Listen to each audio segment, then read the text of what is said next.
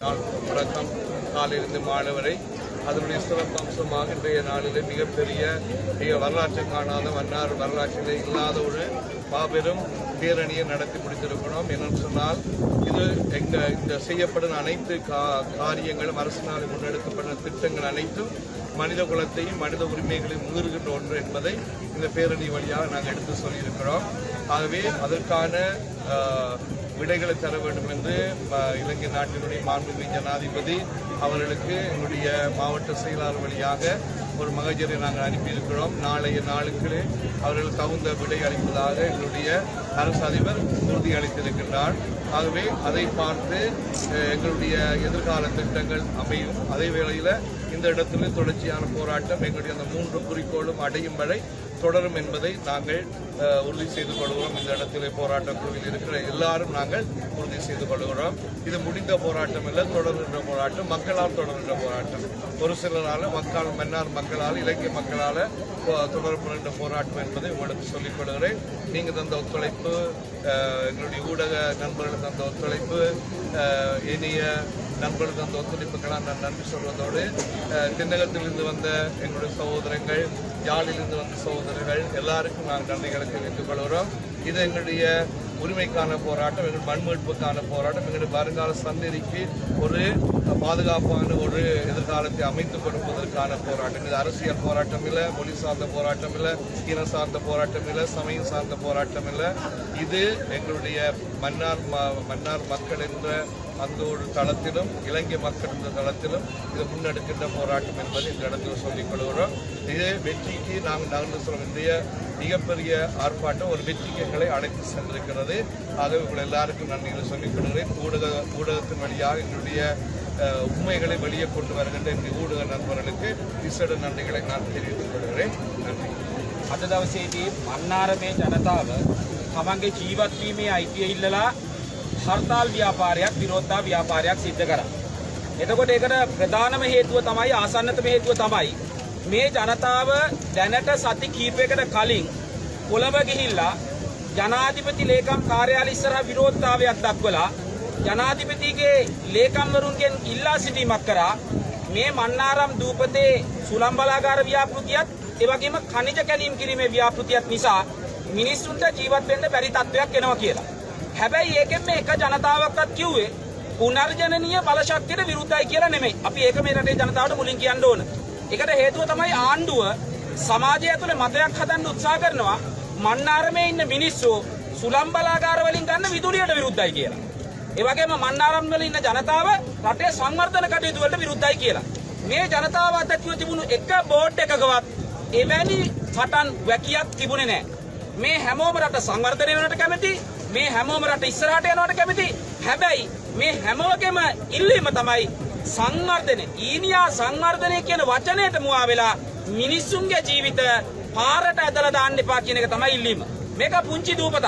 මේ පුංචි දූපත හාරලා ඉවර කරාට පස්සේ මේකට තියෙන ඉල්මනයිට් ටිකට ඛනිජ ටිකට තියෙන පෙරේතකමට හාරලා ඉවර කරාට පස්සේ හාරන්න සැලසුම් කරලා තියෙන්නේ අඩි 20ක් ගැඹුරු අගලක්. ඒ අඩි 20ක් ගැඹුරු අගල හාරලා ඒ කැණීම කරනවා මුහුදේ ඉඳලා ගොඩබිමට අඩි 330ක් මීටර් 100ක්. ඔබ හිතන්න කිලෝමීටර් 20 ගණක් දිග දූපතක්, කිලෝමීටර් 4ක් 5ක් පළල දූපතක් මේ අතර තිබුණාට පස්සේ මේක වටේ අඩි 20ක් ගැඹුර අඩි 330ක් ඇතුළට හැරුවට පස්සේ අපි අහනවා මොන දූපතක් ඉතිරි වෙන්නේ? දැන් සමාජයේ ඉන්න ඒ වගේම ආණ්ඩුවේ අය අහන්නේ මේක හාරලා විකිනුවොත් තමයි රට ගොඩ යන්නේ කියලා. අපි කියනවා ඒක බොරුවක්. ඉල්මනයිට් කැනීම් කරනවා කියලා මේක හාරලා දූපතම විනාශ කරන එක තමයි ආණ්ඩුවේ සැලසුම් බවට පත් වෙලා තියෙන එකක්. දෙවෙනි කාරණේ තමයි සුළං බලාගාර ව්‍යාපෘතිය. කලින් සුළං බලාගාර ව්‍යාපෘතියට අදාළව ටර්බයින් ගහද්දි මිනිස්සු විරුද්ධ වුණා. මිනිස්සු කිව්වා මේක ඕන තැනක ගහමු, වෙන සුළං කපොල් එක ගහමු, වෙන සුළඟ තියෙන තැනක ගහමු කියලා මිනිස්සු යෝජනා කරා. හැබැයි ඒක නොසලකා තමයි පරණ ආණ්ඩුව ඔක්කොම එකතු වෙලා ඒ සුළං බලාගාර ගැහුවේ. සුළං බලාගාර ගහලා ඉවර වෙලා දැන් අලුත් ආණ්ඩුව ආවට පස්සේ ඒ අයත් තව ටර්බයින් 14ක් ගහන්න යනවා.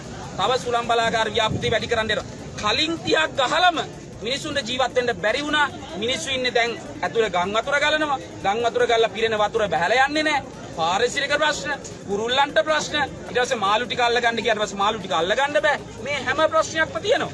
එතකොට තියෙන ප්‍රශ්නේ තමයි මේ සුළම් බලාගාරවල තව ටර්බයින් 14ක් ගැව්වට පස්සේ මුළු දූපතම විනාශ වෙනවා ඉල්මනයිට් උත්කැනීම් කරලා. ජනතාවගේ ඉල්ලීම තියෙන්නේ මේ සුළම් බලාගාර ව්‍යාපෘතිය නතර කරන්න.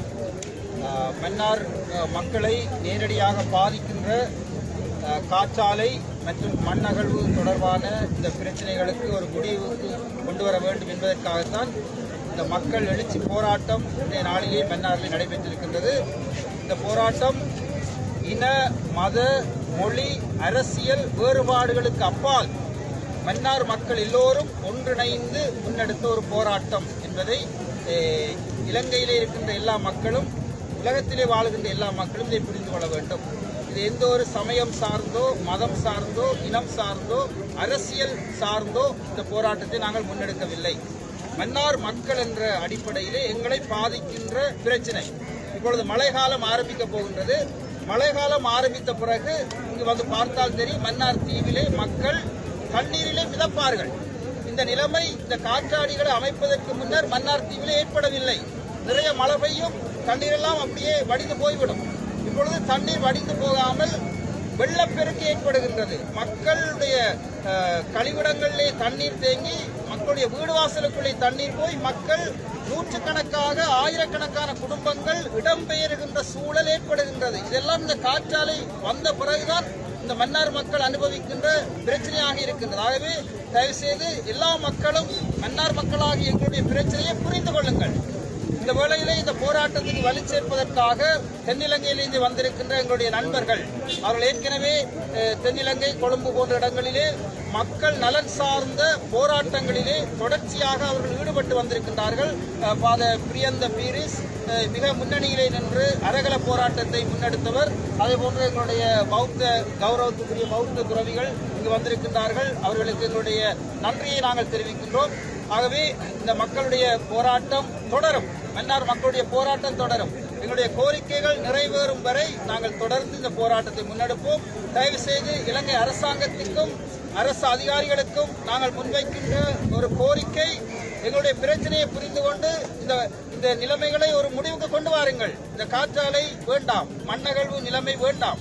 ஆகவே நாங்கள் சுதந்திரமாக நிம்மதியாக இந்த மண்ணிலே வாழ்வதற்கு எங்களுக்கு வழி சமைத்து தாருங்கள் என்ற கோரிக்கையை முன்வைத்து இந்த போராட்டத்திலே கலந்து கொள்ள எல்லாருக்கும் நாங்கள் நன்றி தெரிவிக்கின்றோம். தயவுசெய்து இத்துடன் இந்த போராட்டத்தை முடித்துக் கொண்டு நீங்கள் எல்லோரும் வீடுகளுக்கு செல்ல வேண்டும் என்று மீண்டும் அன்போடு கேட்டுக்கொள்கின்றேன். நன்றி. මන්නාරම් ජනතාවත් එක්ක එකතු වෙලා මන්නාරමේ මේ පූජකයන්, නීතිඥවරු, සමාජ ක්‍රියාකාරීන්, දීවරයන් සියලු දෙනාම එකතු වෙලා ඉන්නේ මන්නාරමේ අද මේ හර්තාලය සිද්ධ කරන්නේ සුළං විදුලි බලාගාර ව්‍යාපෘතිය අද මහා විනාශයක් මන්නාරම් ජනතාවට නිර්මාණය කරලා තියෙනවා. මන්නාරම් ජනතාව දීවර ජනතාවක් විදියට මේ වෙනකොට දැවැන්ත පාරිසරික ප්‍රශ්න ප්‍රමාණයකට මුහුණ දීලා තියෙනවා. මේ දැන්තමත් පවතින සුළං විදුලි බලාගාර නිසා මේ ටර්බයින 30කට අධික ප්‍රමාණයක් මේ වෙද්දි ක්‍රියාත්මක වෙනවා. දැන් දීවරයන්ට හරියහමං දීවර මත්ස්‍ය ව්‍යාපාරය කරගන්න විදියක් නැහැ. ඔවුන්ගේ පාරිසරික ප්‍රශ්න වැඩි වෙලා ඔවුන්ට පානීය ජලය අර්බුදයක් බවට පත් වෙලා තියෙනවා. එතකොට මෙහෙම ජනතාව මන්නාරම් ජනතාවක් විදියට මේ කියා සිටින්නේ ශ්‍රී ලංකාව මන්නාරම කියන්නේ සියලුම ශ්‍රී ලාංකිකයන්ට அவசிய புண்ணிய பூமியா. மேலதிக செய்திகளுக்காக எமது யூடியூப் தளத்தை சப்ஸ்கிரைப் செய்யுங்கள்.